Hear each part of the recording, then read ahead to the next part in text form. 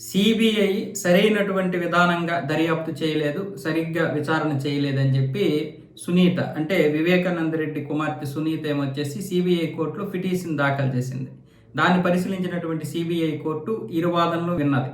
అంటే అటువైపు సిబిఐ అధికారులు కూడా మేము సరిగ్గా దర్యాప్తు చేశాము, అన్ని దర్యాప్తు చేసిన తర్వాతనే ఈ కేసు క్లోజ్ చేశాము, కాబట్టి మళ్ళీ మీరు అంటే కోర్టు ఒకవేళ ఆదేశిస్తే మళ్ళీ మేము దర్యాప్తు చేయడానికి సిద్ధమే అని చెప్పినటువంటి సిబిఐ వాదన కూడా వినింది. అలాగే అటువైపు ఆవిడ వాదన కూడా విన్నటువంటి సిబిఐ కోర్టు మరి దర్యాప్తు అవసరం లేదని చెప్పి ఈ యొక్క పిటిషన్ని కొట్టేసింది. అయితే ఇంతకీ మరి వివేకానంద రెడ్డిని చంపింది ఎవరు?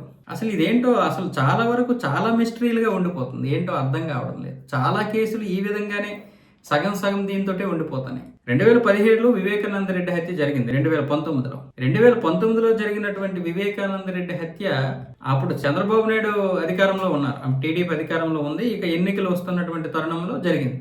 ఆ తర్వాత జగన్మోహన్ రెడ్డి అధికారంలోకి వచ్చాడు. మరి నిజంగా ఎవరు చేశారు అనే విషయం మీద ఆ 5 సంవత్సరాలు అయినా సరే దర్యాప్తు చేయలేదు. అంటే సరైనటువంటి దర్యాప్తులు లేవు. వాళ్ళు చేశారు, వీళ్ళు చేశారు, ఎవరెవరో A2లు A3లు A4లు కానీ అసలు A1 ఎవరు అనే విషయం తెలియలేదు. ఆ తర్వాత మళ్ళీ ఇప్పుడు కూటమి ప్రభుత్వం అధికారంలోకి వచ్చింది. ఇప్పుడు కేసు సిబిఐ చేతిలో ఉంది కాబట్టి మాకు దానికి ఏంటి సంబంధం, సిబిఐ చూసుకుంటుంది, ఎవరు నేరస్తులైనా సరే వాళ్ళు బయట పెడతారని చెప్పి సిబిఐ చేతిలో పెట్టేశారు. మొత్తం వీళ్ళందరూ చేతులు ఎత్తేశారు.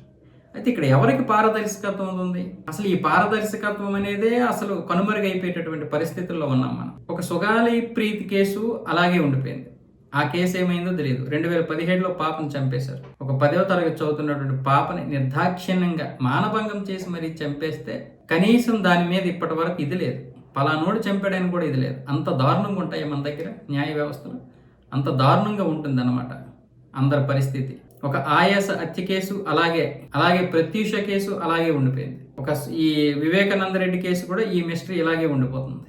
అది ఎవరు చంపారు ఇంతకీ? జగన్మోహన్ రెడ్డి చంపించాడని చెప్పి టీడీపీ వాళ్ళు, చంద్రబాబు నాయుడు చంపించాడని వైసీపీ వాళ్ళు, ఇలా ఒకరి మీద ఒకరు నిందలు వేసుకోవడం, వాళ్ళకి చెందినటువంటి అభిమానులు వీళ్ళని, వీళ్ళకి చెందినటువంటి అభిమానులు వాళ్ళని తిట్టుకోవడం, తిట్టుపోసుకోవడమే తప్ప అసలైనటువంటి నిర్దోషి, అసలైనటువంటి దోషులు ఎవరనే విషయం అయితే ఇక్కడ తెలియడం లేదు. ఏ విషయంలో కూడా తేలడం లేదు.